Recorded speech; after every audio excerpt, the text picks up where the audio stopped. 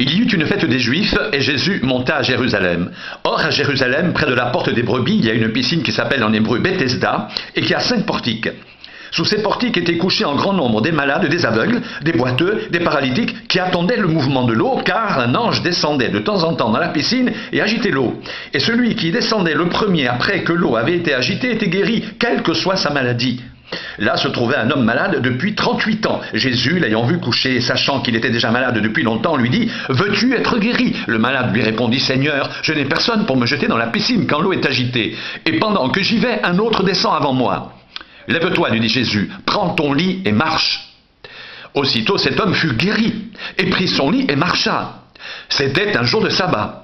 Les Juifs dirent donc à celui qui avait été guéri, c'est le sabbat. Il ne t'est pas permis d'emporter ton lit. Il leur répondit, celui qui m'a guéri m'a dit, prends ton lit et marche. Ils lui demandèrent, qui est l'homme qui t'a dit, prends ton lit et marche? Mais celui qui avait été guéri ne savait pas qui c'était, car Jésus avait disparu de la foule qui était en ce lieu. Depuis, Jésus le trouva dans le temple et lui dit, « Voici, tu as été guéri, ne pêche plus, de peur qu'il ne t'arrive quelque chose de pire. » Cet homme s'en alla et annonça aux Juifs que c'était Jésus qui l'avait guéri. C'est pourquoi les Juifs poursuivaient Jésus, parce qu'il faisait ces choses le jour du sabbat.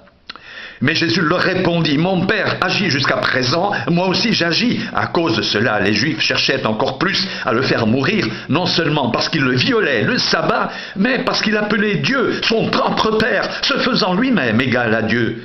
Jésus reprit donc la parole et leur dit, en vérité, je vous le dis, le Fils ne peut rien faire de lui-même, il ne fait que ce qu'il voit faire au Père, et tout ce que le Père fait, le Fils aussi le fait pareillement, car le Père aime le Fils et lui montre tout ce qu'il fait, et il lui montrera des œuvres plus grandes que celles-ci, afin que vous soyez dans l'étonnement, car comme le Père ressuscite les morts et donne la vie, ainsi le Fils donne la vie à qui il veut. Le Père ne juge personne, mais il a remis tout jugement au Fils, afin que tous honorent le Fils comme ils honorent le Père. Celui qui n'honore pas le Fils n'honore pas le Père qui l'a envoyé. En vérité, je vous le dis, celui qui écoute ma parole et qui croit à celui qui m'a envoyé a la vie éternelle et ne vient point en jugement, mais il est passé de la mort à la vie. En vérité, je vous le dis, l'heure vient, et elle est déjà venue, où les morts entendront la voix du Fils de Dieu, et ceux qui l'auront entendu vivront, car comme le Père a la vie en lui-même, ainsi il a donné au Fils d'avoir la vie en lui-même. Et il lui a donné le pouvoir de juger parce qu'il est Fils de l'homme. Ne vous étonnez pas de cela, car l'heure vient où tous ceux qui sont dans les sépulcres entendront sa voix et en sortiront. Ceux qui auront fait le bien ressusciteront pour la vie, mais ceux qui auront fait le mal ressusciteront pour le jugement. Je ne puis rien faire de moi-même. D'après ce que j'entends, je juge, et mon jugement est juste, parce que je ne cherche pas ma volonté, mais la volonté de celui qui m'a envoyé. Si c'est moi qui rends témoignage de moi-même, mon témoignage n'est pas vrai. Il y en a un autre qui rend témoignage de moi, et je sais que le témoignage qu'il rend de moi est vrai. Vous avez envoyé une délégation vers Jean, et il a rendu témoignage à la vérité. Pour moi, ce n'est pas d'un homme que je reçois le témoignage. Je dis ceci, afin que vous soyez sauvés. Jean était la lampe qui brûle et qui luit, et vous avez voulu vous réjouir 1 heure à sa lumière. Moi, j'ai un témoignage plus grand que celui de Jean, car les œuvres que le Père m'a donné d'accomplir, ces œuvres mêmes que je fais, témoignent de moi que c'est le Père qui m'a envoyé. Et le Père qui m'a envoyé a rendu lui-même témoignage de moi. Vous n'avez jamais entendu sa voix, vous n'avez point vu sa face, et sa parole ne demeure point en vous, parce que vous ne croyez pas à celui qui l'a envoyé. Vous sondez les Écritures, parce que vous pensez avoir en elles la vie éternelle, ce sont elles qui rendent témoignage de moi, et vous ne voulez pas venir à moi pour avoir la vie. Je ne tire pas ma gloire des hommes, mais je sais que vous n'avez point en vous l'amour de Dieu. Je suis venu au nom de mon Père, et vous ne me recevez pas. Si un autre vient en son propre nom, vous le recevrez. Comment pouvez-vous croire, vous qui tirez votre gloire les uns des autres et qui ne cherchez point la gloire qui vient de Dieu seul? Ne pensez pas que moi, je vous accuserai devant le Père. Celui qui vous accuse, c'est Moïse, en qui vous avez mis votre espérance, car si vous croyez Moïse, vous me croiriez aussi, parce qu'il a écrit à mon sujet. Mais si vous ne croyez pas à ses écrits, comment croirez-vous à mes paroles ? Après cela, Jésus s'en alla de l'autre côté de la mer de Galilée, ou mer de Tibériade. Une grande foule le suivait parce qu'elle voyait les miracles qu'il opérait sur les malades. Jésus monta sur la montagne et là il s'assit avec ses disciples. Or, la Pâque, la fête des Juifs, était proche. Ayant levé les yeux et voyant qu'une grande foule venait à lui, Jésus dit à Philippe: où achèterons-nous des pains pour que ces gens aient à manger? Il disait cela pour l'éprouver, car il savait ce qu'il allait faire. Philippe lui répondit: les pains qu'on aurait pour 200 deniers ne suffiraient pas pour que chacun en reçoive un peu. Un de ses disciples, André, frère de Simon-Pierre, lui dit: il y a ici un jeune garçon qui a 5 pains d'orge et 2 poissons. Mais qu'est-ce que cela pour tant de gens? Jésus dit: faites-les asseoir. Il y avait dans ce lieu beaucoup d'herbes. Ils s'assirent donc au nombre d'environ 5000 hommes. Jésus prit les pains, rendit grâce et les distribua à ceux qui étaient assis. Il leur donna de même des poissons autant qu'ils en voulurent. Lorsqu'ils furent rassasiés, il dit à ses disciples: ramassez les morceaux qui restent afin que rien ne se perde. Ils les ramassèrent donc et ils remplirent 12 paniers avec les morceaux qui restèrent des 5 pains d'orge après que tous eurent mangé. Ces gens, ayant vu le miracle que Jésus avait fait, disaient: celui-ci est vraiment le prophète qui devait venir dans le monde. Et Jésus, sachant qu'ils allaient venir l'enlever pour le faire au roi, se retira de nouveau sur la montagne lui seul. Quand le soir fut venu, ses disciples descendirent au bord de la mer. Étant montés dans une barque, ils traversaient la mer pour se rendre à Capernaum. Il faisait déjà nuit et Jésus ne les avait pas encore rejoints. Il soufflait un grand vent et la mer était agitée. Après avoir ramé environ 25 ou 30 stades, ils virent Jésus marchant sur la mer et s'approchant de la barque, et ils eurent peur. Mais Jésus leur dit: c'est moi, n'ayez pas peur. Ils voulaient donc le prendre dans la barque et aussitôt la barque aborda au lieu où ils allaient. La foule qui était restée de l'autre côté de la mer avait remarqué qu'il ne se trouvait là qu'une seule barque et que Jésus n'était pas monté dans cette barque avec ses disciples, mais qu'ils étaient partis seuls. Le lendemain, comme d'autres barques étaient arrivées de Tibériade près du lieu où ils avaient mangé le pain après que le Seigneur eut rendu grâce, les gens de la foule, ayant vu que ni Jésus ni ses disciples n'étaient là, montèrent eux-mêmes dans ces barques et allèrent à Capernaum à la recherche de Jésus. Et l'ayant trouvé au-delà de la mer, il lui dit: Rabbi, quand es-tu venu ici? Jésus leur répondit: en vérité, je vous le dis. Vous me cherchez, non parce que vous avez vu des miracles, mais parce que vous avez mangé des pains et que vous avez été rassasiés. Travaillez, non pour la nourriture qui périt, mais pour celle qui subsiste, pour la vie éternelle, et que le Fils de l'homme vous donnera. Car c'est lui que le Père, que Dieu lui-même a marqué de son sceau. Ils lui dirent: que devons-nous faire pour accomplir les œuvres de Dieu? Jésus leur répondit: l'œuvre de Dieu, c'est que vous croyez en celui qui l'a envoyé. Quel miracle fais-tu donc, lui dirent-ils, afin que nous le voyions et que nous croyions en toi? Que fais-tu? Nos pères ont mangé la manne dans le désert, selon qu'il est écrit: il leur donna le pain du ciel à manger. Jésus leur dit: en vérité, je vous le dis, Moïse ne vous a pas donné le pain du ciel, mais mon Père vous donne le vrai pain du ciel. Car le pain de Dieu, c'est celui qui descend du ciel et qui donne la vie au monde. Ils lui dirent: Seigneur, donne-nous toujours ce pain. Jésus leur dit: je suis le pain de vie. Celui qui vient à moi n'aura jamais faim, et celui qui croit en moi n'aura jamais soif. Mais je vous l'ai dit, vous m'avez vu, et vous ne croyez point. Tout ce que le Père me donne viendront à moi, et je ne mettrai pas dehors celui qui vient à moi, car je suis descendu du ciel pour faire non ma volonté, mais la volonté de celui qui m'a envoyé. Or, la volonté de celui qui m'a envoyé, c'est que je ne perde aucun de tous ceux qu'il m'a donnés, mais que je les ressuscite au dernier jour. La volonté de mon Père, c'est que quiconque voit le Fils et croit en lui ait la vie éternelle, et je le ressusciterai au dernier jour. Les Juifs murmuraient à son sujet, parce qu'il avait dit: je suis le pain qui est descendu du ciel. Et ils disaient: n'est-ce pas là Jésus, le fils de Joseph, celui dont nous connaissons le père et la mère? Comment donc dit-il: je suis descendu du ciel? Jésus leur répondit: ne murmurez pas entre vous. Nul ne peut venir à moi si le Père qui m'a envoyé ne l'attire, et je le ressusciterai au dernier jour. Il est écrit dans les prophètes: ils seront tous enseignés de Dieu. Ainsi, quiconque a entendu le Père et a reçu son enseignement vient à moi. C'est que nul n'a vu le Père, sinon celui qui vient de Dieu. Celui-là a vu le Père. En vérité, je vous le dis, celui qui croit en moi a la vie éternelle. Je suis le pain de vie. Vos pères ont mangé la manne dans le désert et ils sont morts. C'est ici le pain qui descend du ciel, afin que celui qui en mange ne meure point. Je suis le pain de vie qui est descendu du ciel. Si quelqu'un mange de ce pain, il vivra éternellement. Et le pain que je donnerai, c'est ma chair que je donnerai pour la vie du monde.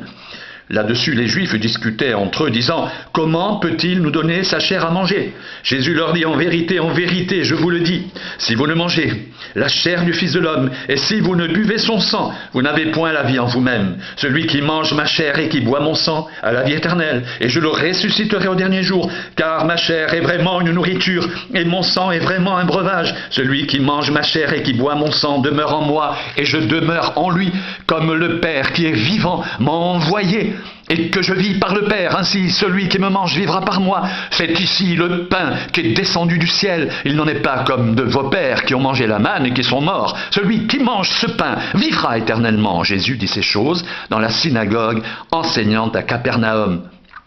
Plusieurs de ses disciples, après l'avoir entendu dire « Cette parole est dure, qui peut l'écouter ?» Jésus, sachant en lui-même que ses disciples murmuraient à ce sujet, leur dit « Cela vous scandalise-t-il? Et si vous voyez le Fils de l'homme monter où il était auparavant ? C'est l'esprit qui vivifie, la chair ne sert à rien. Les paroles que je vous ai dites sont esprit et vie. Mais il en est parmi vous quelques-uns qui ne croient point, car Jésus savait dès le commencement qu'étaient ceux qui ne croyaient point et qui était celui qui le livrerait. Et il l'ajouta, c'est pourquoi je vous ai dit que nul ne peut venir à moi si cela ne lui a été donné par le Père. Dès ce moment, plusieurs de ses disciples se retirèrent et ils n'allèrent plus avec lui. Jésus donc dit aux 12, et vous, ne voulez-vous pas aussi vous en aller ? Simon-Pierre lui dit, Seigneur, à qui irions-nous ? Tu as les paroles de la vie éternelle. Et nous avons cru et nous avons connu que tu es le Christ, le Saint de Dieu. Jésus leur répondit, n'est-ce pas moi qui vous ai choisis, vous les 12, et l'un de vous est un démon. Il parlait de Judas Iscariote, fils de Simon, car c'est lui qui devait le livrer, lui, l'un des 12. Après cela, Jésus parcourait la Galilée, car il ne voulait pas séjourner en Judée, parce que les Juifs cherchaient à le faire mourir.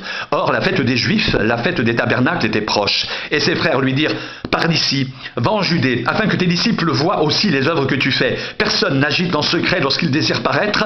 Si tu fais ces choses, montre-toi toi-même au monde. Car ses frères non plus ne croyaient pas en lui. Jésus leur dit, mon temps n'est pas encore venu, mais votre temps est toujours prêt. Le monde ne peut vous haïr, moi il me hait, parce que je rends de lui le témoignage que ses œuvres sont mauvaises.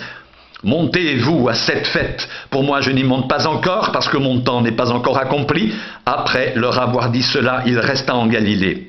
Lorsque ses frères furent montés à la fête, il y monta aussi lui-même, non publiquement, mais comme en secret. Les Juifs le cherchaient pendant la fête, disaient, où est-il ? Il y avait dans la foule une grande rumeur à son sujet. Les uns disaient « C'est un homme de bien », d'autres disaient « Non, il égare la multitude ».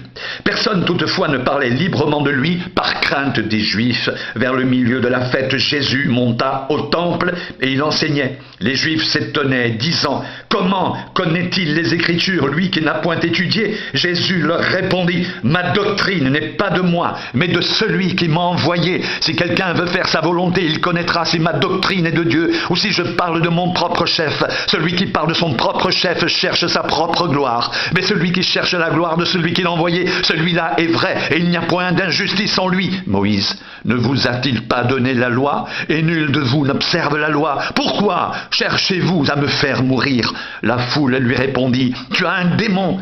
Qui est-ce qui cherche à te faire mourir? Jésus leur répondit, j'ai fait une œuvre, et vous en êtes tous étonnés. Moïse vous a donné la circoncision? Non, qu'elle vienne de Moïse, car elle vient des patriarches. Et vous circoncisez un homme le jour du sabbat. Si un homme reçoit la circoncision le jour du sabbat, afin que la loi de Moïse ne soit pas violée, pourquoi vous irritez-vous contre moi de ce que j'ai guéri un homme tout entier le jour du sabbat? Ne jugez pas selon l'apparence, mais jugez selon la justice. Quelques habitants de Jérusalem me disaient, n'est-ce pas là celui qu'ils cherchent à faire mourir? Et voici, ils parlent librement, ils ne lui disent rien. Est-ce que vraiment les chefs auraient reconnu qu'il est le Christ? Cependant, celui-ci, nous savons d'où il est. Mais le Christ, quand il viendra, personne ne saura d'où il est. Et Jésus, enseignant dans le temple, s'écria, « Vous me connaissez et vous savez d'où je suis. Je ne suis pas venu de moi-même, mais celui qui m'a envoyé est vrai. Et vous ne le connaissez pas. Moi, je le connais, car je viens de lui, et c'est lui qui m'a envoyé. » Il cherchait donc à se saisir de lui, et personne ne mit la main sur lui, parce que son heure n'était pas encore venue.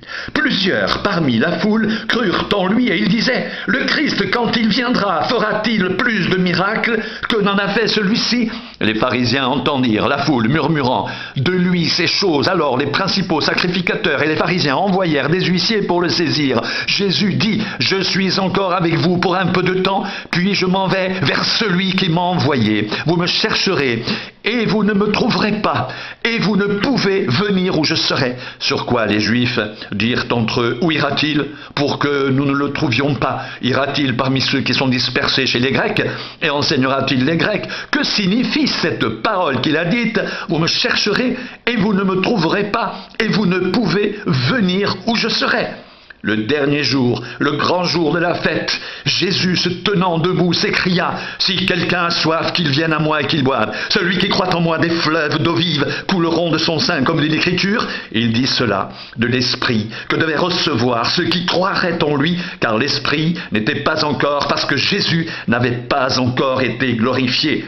Des gens de la foule, ayant entendu ces paroles, disaient « Celui-ci est vraiment le prophète ». D'autres disaient « C'est le Christ ». Et d'autres disaient « Est-ce bien de la Galilée que doit venir le Christ? L'Écriture ne dit-elle pas que c'est de la postérité de David et du village de Bethléem, où était David, que le Christ doit venir? Il y eut donc à cause de lui division parmi la foule. Quelques-uns d'entre eux voulaient le saisir, mais personne ne mit la main sur lui. Ainsi, les huissiers retournèrent vers les principaux sacrificateurs et les pharisiens. Et ceux-ci leur dirent « Pourquoi ne l'avez-vous pas amené ?» Les huissiers répondirent « Jamais homme n'a parlé comme cet homme. » Les pharisiens leur répliquèrent « Est-ce que vous aussi, vous avez été séduits? Y a-t-il quelqu'un des chefs ou des pharisiens qui ait cru en lui? Mais cette foule qui ne connaît pas la loi, ce sont des maudits. » Nicodème, qui était venu de nuit vers Jésus, et qui était l'un d'entre eux, leur dit « Notre loi condamne-t-elle un homme avant qu'on l'entende et qu'on sache ce qu'il a fait ?» Ils lui répondirent « Es-tu aussi galiléen? Examine, et tu verras que de la Galilée, il ne sort point de prophète. » Et chacun s'en retourna dans sa maison.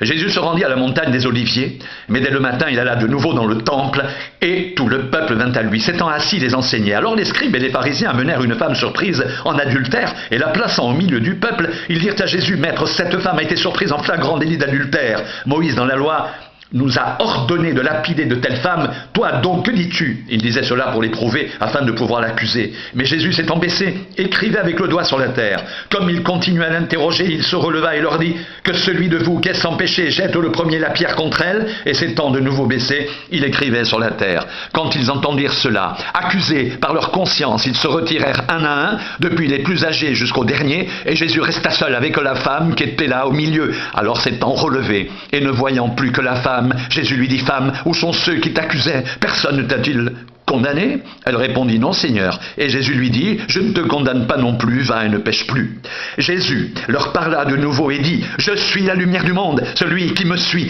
ne marchera pas dans les ténèbres, mais il aura la lumière de la vie. » Là-dessus, les pharisiens lui dirent « Tu rends témoignage de toi-même. Ton témoignage n'est pas vrai. » Jésus leur répondit « Quoique je rende témoignage de moi-même, mon témoignage est vrai, car je sais d'où je suis venu et où je vais. Mais vous ne savez d'où je viens ni où je vais. Vous jugez selon la chair. Moi, je ne juge personne. Il est écrit dans votre loi que le témoignage de deux hommes est vrai. Je rends témoignage de moi-même, et le Père qui m'a envoyé rend témoignage de moi. » Ils lui dirent donc « Où est ton Père ?»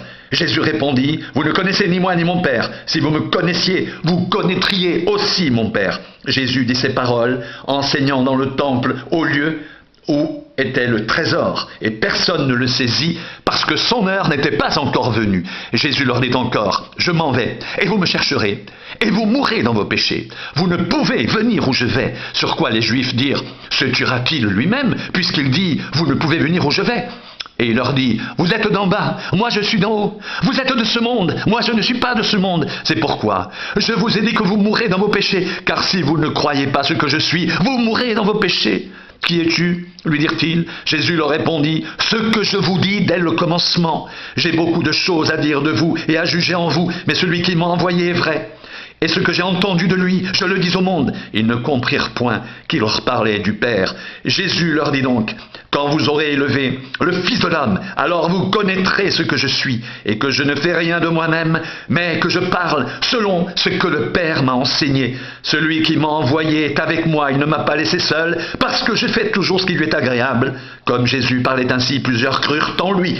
Et il dit aux Juifs qui avaient cru en lui, « Si vous demeurez dans ma parole, vous êtes vraiment mes disciples, vous connaîtrez la vérité, et la vérité vous affranchira. » Ils lui répondirent, « Nous sommes la postérité d'Abraham, et nous ne fûmes jamais esclaves de personne. Comment dis-tu, vous deviendrez libres ? » En vérité, je vous le dis, leur répliqua Jésus, quiconque se livre au péché est esclave du péché. Or l'esclave ne demeure pas toujours dans la maison, le Fils y demeure toujours. Si donc le Fils vous affranchit, vous serez réellement libre.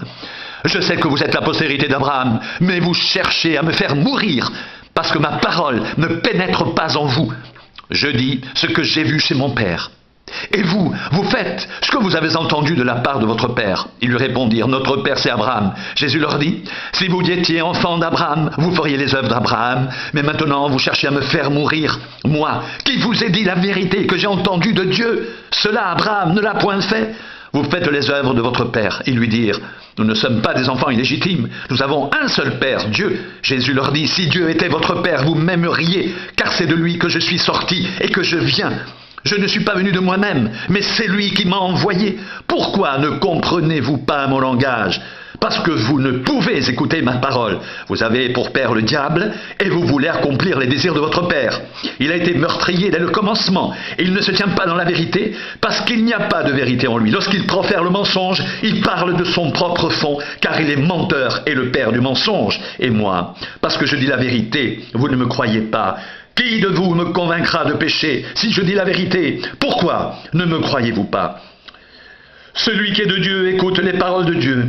Vous n'écoutez pas parce que vous n'êtes pas de Dieu. Les Juifs lui répondirent, n'avons-nous pas raison de dire que tu es un Samaritain et que tu as un démon? Jésus répliqua, je n'ai point de démon, mais j'honore mon Père et vous m'outragez. Je ne cherche point ma gloire. Il en est un qui la cherche et qui juge. En vérité, je vous le dis, si quelqu'un garde ma parole, il ne verra jamais la mort. Maintenant, lui dirent les Juifs, nous savons que tu as un démon. Abraham est mort, les prophètes aussi. Et tu dis, si quelqu'un garde ma parole, il ne verra jamais la mort. Es-tu plus grand que notre père Abraham qui est mort? Les prophètes aussi sont morts. Qui prétends-tu être? Jésus répondit, si je me glorifie moi-même, ma gloire n'est rien. C'est mon Père qui me glorifie, lui que vous dites être votre Dieu et que vous ne connaissez pas. Pour moi, je le connais. Et si je disais que je ne le connais pas, je serais semblable à vous, un menteur. Mais je le connais, je garde sa parole. Abraham, votre père, a tressailli de joie de ce qu'il verrait mon jour. Il l'a vu et il s'est réjoui. Les Juifs lui dirent, tu n'as pas encore 50 ans et tu as vu Abraham? Jésus leur dit, en vérité, je vous le dis, avant qu'Abraham fût, je suis. Là-dessus, ils prirent des pierres pour les jeter contre lui, mais Jésus se cacha et il sortit du temple.